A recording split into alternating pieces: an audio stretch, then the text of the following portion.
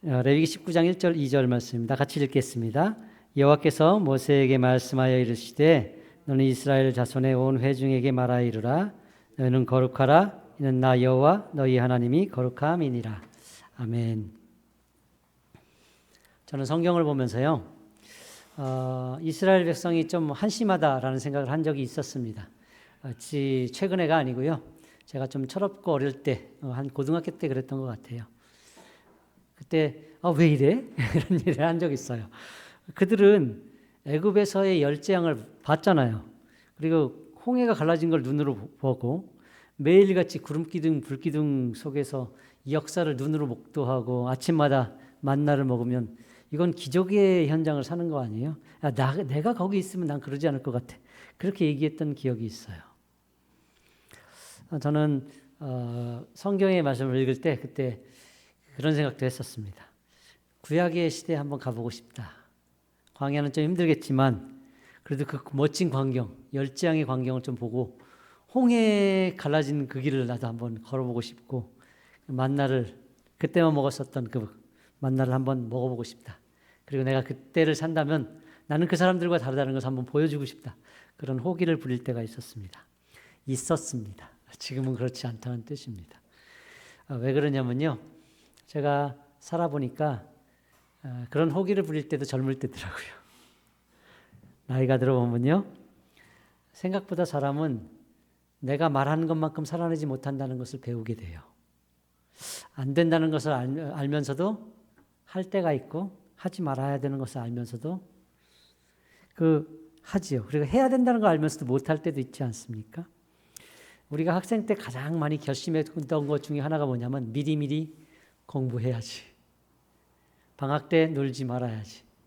저도 몇 번을 했던 것 같은데요. 방학 때 공부한 적은 없었던 것 같아요. 결심만 했지 한 적은 없던 것 같아요. 100만 번도 더 했던 것 같아요. 우리는 참 닥쳐서도 참 많이 못하죠. 그래서 우리가 많이 맺은 열매 중에 하나가 있다면 후회, 한숨 이것이 우리에게 주렁주렁 맺혀 있죠. 내가 못해서 이 원수를 아이들한테 갚죠. 그래서 니들이 좀 해라. 내가 못한 것. 그 아이들도 몰라요.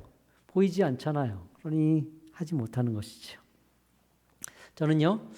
이런 점에서 공부와 신앙의 공통점이 있는 것 같아요. 공부와 신앙의 공통점 중에 하나가 뭐냐면요. 지금은 보이지 않고 나중에 보여요. 이것이 공통점인 것 같아요. 중요하고 필요한 것인데 지금은 하나도 중요해 보이지 않아요. 그래서 그냥 지나가죠. 그리고 시간이 지나고 세월이 흐른 다음에 말을 해요. 그때 내가 공부할 걸. 조금 덜 자고 덜 놀고 공부라는 것을 좀 해볼 걸. 나중에 얘기해요. 근데 신앙생활에서도 이런 비슷한 고백을 한다는 거 아십니까? 그때 내가 좀 기도 좀 할 걸. 말씀 좀 읽을 걸. 하나님 말씀대로 좀 살아볼 걸. 사실요. 껄껄하면서 이 얘기를 했다는 것은 무엇을 뜻하냐면요. 허송세월했다라는 것을 뜻합니다. 시간 많이 허비했다. 이제서야 그 중요성을 깨달았다라는 뜻이죠. 이런 깨달음이 나이가 들어보니까 생겨요.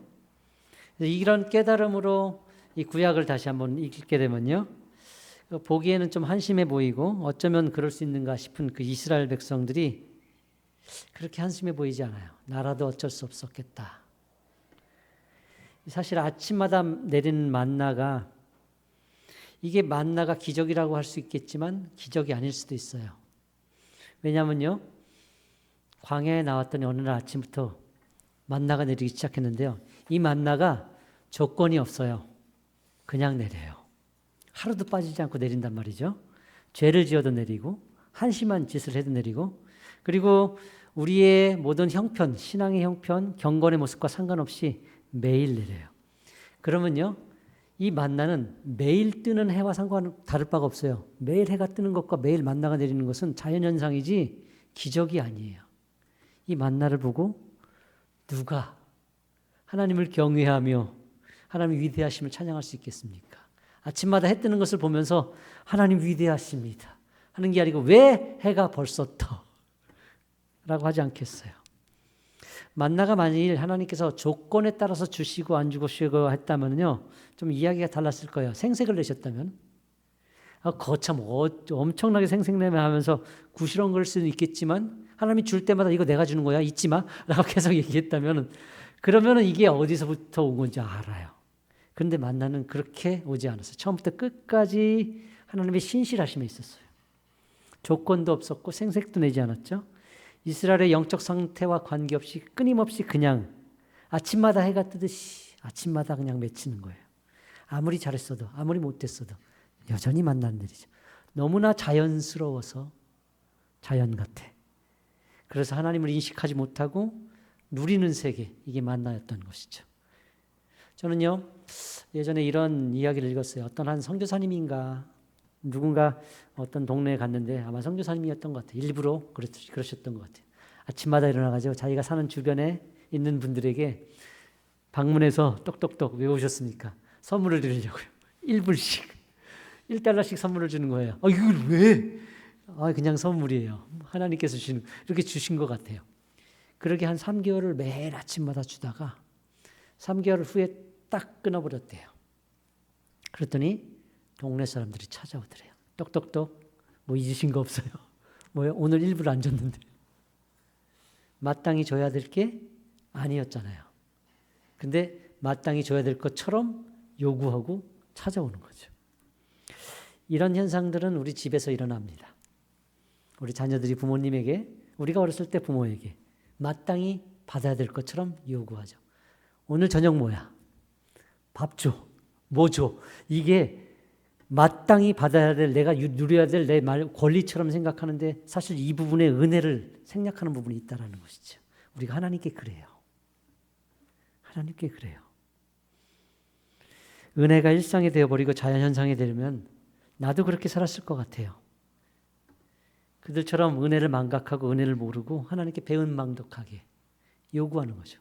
은혜를 하나님의 의무로 착각하는 거죠. 줘야 될 거 안 줬다고. 왜 이러시냐고.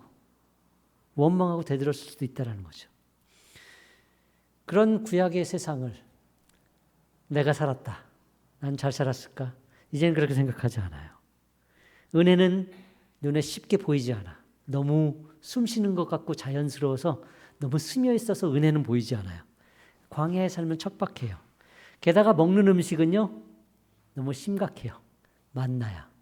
기적의 음식 같지만 사실요, 이 만나가 40년 동안 아침, 점심, 저녁으로 반찬이 없어요. 만나만 아침, 점심, 저녁으로 40년 동안 쌀밥만 먹는다고 생각해 보세요. 죽습니다. 반찬이 있으니까 그 흰쌀만 먹는 거지. 만나는 그래도 뭐 꿀 섞은 과자 같은 맛이 나는데, 과자도 같은 과자를 40년 동안 아침, 점심, 저녁으로 주식으로 먹으라면 그거 못 먹어요. 저는요 그런 생각도 했어요. 아침에 맺히는 만나를 보면서 토했을 수도 있겠다. 나는 정말 이 광야 지나가면 저거 다시는 안 먹어. 그래서 하나님이 광야 지나자마자 딱 끊으신 게 아닌가 싶기도 해요. 반찬 투정 할만한 겁니다. 나라도 했겠다. 나라도 했겠다. 같은 반찬을 아침에도 먹고 저녁에도 먹고 점심에도 먹고 저녁에도 똑같이 먹으면 아이들 얼굴이 달라져요. 맛있다 했다가 점심엔 또 이거야? 저녁엔 왜? 이렇게 된다고요. 그렇지 않아요. 근데 40년을 이렇게 먹으면 어떻게 되겠습니까? 게다가요, 정결법은요, 이스라엘에게 주어진 정결법은 진짜 까다롭습니다. 삶의 모든 요소가 위협이에요. 음식도 하나 제대로 먹을 수 있는 게 없어요. 다 가려야 돼요. 이것은 먹어도 돼. 이거는 안 돼. 의복도 마찬가지예요. 의복도요, 이럴 때는 괜찮은데 이럴 때는 안 돼라는 것도 있어요. 죽는 것도 그래요. 집에서 기르던 짐승이 죽어도요, 함부로 만지면 안 되는 경우도 있어요. 여성들은요, 아이들을 낳으면요, 그 즉시 불결해져요. 아이는 당연히 낳는 것인데 아이를 낳자마자 불결해진다? 이 정함과 불결함이 얼마나 많은지 몰라요. 몸에 이상이 생겨도 정한지 불결한지, 머리카락이나 수염에 문제가 생겨도 이게 정한지 불결한지를 끊임없이 의심하고 돌아봐야 되는 거죠. 야, 구약 사는 거 만만치 않구나. 기적을 맛보는 게 아니고 기적은 눈에 보이지 않고 이게 가릴 게 이렇게 많으면 어떻게 살았을까 싶은 거죠. 하나님이 가까이 계시잖아요. 구름기둥 불기둥 하나님의 임재를 상징하거든요. 늘 주님이 하나님이 옆에 계신다는 것을 느끼며 사는 그 기쁨, 사실 그것은 기쁘기도 하지만 두렵기도 하는 거예요. 부정하면요, 하나님이 곁에 계신다는 것이 즐거움이 아니고 화가 될 수 있다는 거죠. 대제사장은요, 1년에 한 번 속죄일이 있어요. 이 속죄일에는요, 온 백성의 죄를 가지고 지성소에 들어가서 하나님을 예배해요. 이날은 율법이 정하는 유일한 금식일입니다. 얼마나 중요한 날인지 몰라요. 율법이 공개적으로 이 하루는 아무것도 먹지 말고 금식하며 기도하며 하나님을 예배하는 날이죠. 대제사장은 지성소에 들어가죠. 근데 이 기쁜 이 속죄의 날에 화가 미칠 수도 있습니다. 제 제사장에게 허물이 있거나 백성의 죄가 사하지 않는 어떤 심각한 문제가 있다면요, 제사장은 그 안에 들어갔다가 살아서 나오지 못할 수도 있어요. 하나님이 가까이 계시고 우리 곁에 계시다는 것이 우리에게 큰 기쁨이 아니고 위협이 될 수도 있다는 것이지요. 그래서 어쩌면요, 구약의 삶, 이스라엘 백성의 삶은 매 순간이 긴장이고 두려운 삶일 수도 있겠다. 돌아보고 밥을 먹을 때마다, 식탁에 섰을 때마다 이거 뭐야? 반찬이 어디서 왔어? 어떤 음식이지? 옷은 누가 입던 건데 물려받았어. 근데 그 사람이 누군데? 어떤 사람이 준 건데? 어떤 옷인데? 이런 집도, 들어가 사는 집도 마찬가지인 거예요. 쉽지 않죠. 야, 이렇게 사는 게 쉽겠냐라는 거죠. 그런데 바로 이것이요, 오늘날 이 땅을 살아가는 성도들에게 요구하는 삶의 모습이에요. 거룩으로 초대받은 하나님의 백성들은요, 이렇게 살 필요가 있다는 것이죠. 쉽고 간단하지 않다라는 거예요. 하나님을 거부하고 하나님을 대적하는 세상 가운데서 하나님의 자녀로서 이 땅의 거룩함, 그것을 유지하고 보여주기 위해서는요, 그냥 남들 사듯이 그렇게 살 수 있는 것이 아니더라는 것이죠. 고민하고 생각해보고 그리고 고려하고 돌아보고 긴장해야 되는 거예요. 순간 방심하면요, 우리도 세상처럼 말하고 세상처럼 행동하고 세상처럼 살아가요. 세상보다 더 세상 같은 모습을 하고요, 세상을 이겨내기 위해서 세상의 잣대와 세상의 가치관으로 세상을 이겨보려고 이를 악다무는 우리 자신을 발견할 때 깜짝 놀라게 되죠. 그리스도인의 삶도 만만치 않아요. 그래서 이 구약의 삶을 보면서 오늘날 우리에게 부르신 그리스도인의 삶을 돌아볼 수 있어야 되는 것이죠. 이스라엘 백성이요, 출애굽을 하죠. 광야에 나와서 3개월 만에 시내산에 도착합니다. 그런데 이 3개월 만에 시내산에 도착해서 시내산에 머문 기간이 1년이에요. 3개월 만에 시내산에 와서 1년 동안 시내산에 머물면서 거기에서 하나님께 율법을 받고 성막을 만들고 레위의 명령을 받아요. 1년이 채 안 된 어느 날 성막에서 구름이 떠오릅니다. 그리고 이스라엘은 이 멈췄던 행군을 다시 시작해요.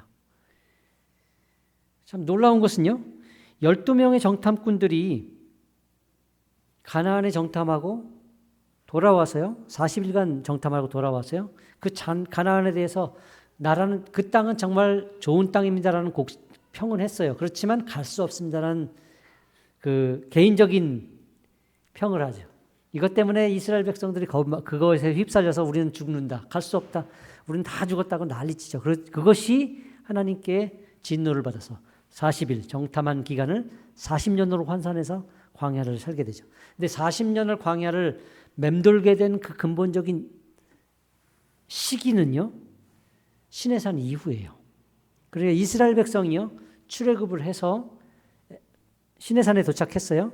시내산에 1년을 있었고요. 1년 이후에 구름이 떠오르고 그리고 행군을 시작해서 가나안 정탐이 시작된 거예요. 그러니까 만약에 이스라엘 백성이 40년 광야 생활을 하지 않고 직통으로 출애굽해서 가나안에 갔다면, 약속의 땅에 갔다면요, 그 기간은 적어도 1년은 들었을 거라는 거예요. 왜냐하면 출애굽해서 시내산에 왔고요, 이 시내산에서 1년을 머물렀어요. 머문 다음에 불순종해서 못 가게 된 것이 됐기 때문에. 놀랍게도요, 이스라엘 백성이 40년을 광야에 있었죠. 40년을 광야에 있는 동안에요, 시내산 1년을 있었기 때문에 40년을 있을 거라고 하나님께서 말씀하셨잖아요. 그러면 시내산 1년을 뺀 41년을 있은 게 아니에요. 시내산을 합한 40년을 광야에 있었어요. 그러니까 39년을 있었던 거예요. 불순종으로 인해서 39년을 더 있었던 거지 40년이 더 연장된 것이 아니란 얘기예요. 이스라엘 백성에게 1년의 이 시내산은 분명히 있어야만 되는 필수적인 시간이었다는 것이죠. 단번에 출애굽해서 가나안에 갔어도 1년의 시간은 그들은 광야에 머물러야 했습니다. 시내산에 있어야 됐던 것이죠. 그렇기 때문에요, 우리는요, 그 시내산에 1년 동안 있었던 그 이스라엘의 기간들을 쉽게 생각하면 안 돼요. 이 1년은 하나님께서 분명히 그 백성들에게 주고자 하는 분명한 메시지가 있는 기간이었다는 것이죠. 거기에 머물게 하시며 언약을 맺으시고 율법을 주시고 성막과 제사의 규례를 주셨죠. 그 모든 메시지의 핵심이 어디입니까? 레위기입니다. 그러니까 시내산의 핵심은 레위기의 중심 메시지인 거죠. 레위기의 핵심은 뭐죠? 바로 레위기 19장 2절의 말씀이 레위기의 핵심입니다. 내가 거룩하니 너희도 거룩하라. 레위기는요 90번이 넘게 거룩이라는 단어가 나와요. 하나님은요 그 백성에게 요구하시는 것이 거룩입니다. 거룩은 한마디로 구별됨입니다. 하나님은요 이스라엘 백성을 애굽과 구별하기 위해서 애굽과 다른 곳으로 불러내신 거예요. 그리고 그 애굽과 다른 백성에게 다른 삶을 요구하시며 다른 율법을 주시며 너희들이 그 땅에 가면 이것 가지고 그들과 다르게 살라고 요구하시는 것이죠. 하나님께서 이스라엘 백성에 주신 수많은 율법과 규례와 의식은요 그들이 세상과 얼마나 다른지 삶 구석구석에서 발견하게 하는 하나님의 장치인 것이죠. 그들은요 음식을 먹을 때마다 몸에 이상이 있을 때마다 삶의 문제들이 닥칠 때마다 이것을 고민해야 되는 거예요. 이것은 하나님이 원하시는 것인가? 정결한 것인가? 부정한 것인가? 구별된 삶에 합당한 것인가? 합당하지 않은 것인가를 끊임없이 돌아보며 생각하며 고민해야 되는 그 자리에 부름받은 거예요. 이 부르심 앞에 선 것이 이스라엘 백성인 것이죠. 이것은 비단 이스라엘 백성만의 부르심이 아닙니다. 우리에게는 이스라엘 백성 같은 그런 정결법, 제사의식은 없지만 여전히 그들과 똑같이 요구되는 메시지가 있죠. 내가 거룩하니 너희도 거룩하라. 성도는 세상으로부터 구별되어서 부름받은 하나님의 사람들입니다.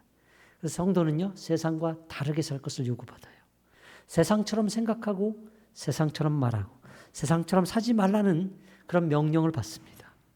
세상이 보더라도요 다르다, 정말 다르다라는 그 고백을 받아내도록 부름받은 존재가 성도인 거예요.